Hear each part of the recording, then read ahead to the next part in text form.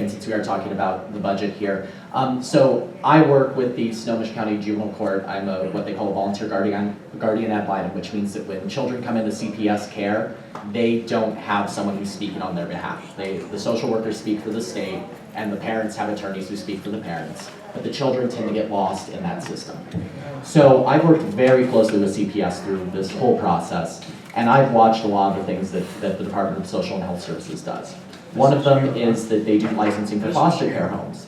And I've sat through those licensing programs, those licensing times where they come out and look at the home. And the reality is that they're not looking for common sense things that are going to keep kids safer. They just have a checklist they need to check off. So for example, I have a child in one of the homes, extreme mental disability. It could not be cared for by hardly anyone, was in state care, and the care he was getting was borderline abuse. And there was just nothing that could be done. Finally, there was this saint of a family that stepped up and said, we'll take care of this child, let him into our home. We have 6 other children with mental disabilities, but we will take him into our home and care for him like he's our own. Best family that I've ever seen. State didn't like them. State tried to pull their license. State sent a licenser out there and sat through the whole process, and at the end of it, I talked to the licenser and said, this is a great house, isn't it? He says, yeah, it is. 3 weeks later, they get a call from the state, and the state says, we just found out one of your children turns 18 tomorrow. Either you have to kick him out, or we have to take that child out of your home. It's not safe for an adult to be in that home with that child. They were gonna take this child, where this was the only family he's ever known, where he had lived there for multiple years, in a loving, caring home. And they were going to take him and put him somewhere else, back into a group home where he was being neglected and basically abused. That's a system that's not working. We are funding that system. We are paying for a system that is tearing families apart.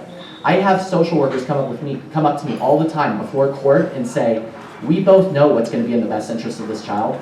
My department won't let me fight for that. Can you please ask the judge for it for me? And I'll just stay silent on the motion. We are paying for that system. It's not taking care of our children. We need to find ways to overhaul that system, run it more effectively, and make sure that we're putting families together and not tearing them apart. So when I go to Olympia, I'm going to look for those fixes. All of those little things where we're spending money on things that we don't value, things that are tearing families apart, or things that are giving children substandard education. And that will be the first step, is saving the pennies there. And if at the end of the day, that isn't quite enough, we'll have that conversation then. But right now, there are a lot of places where we can cut a little here, a little there, get better results, and have everyone in the state be safer and happier.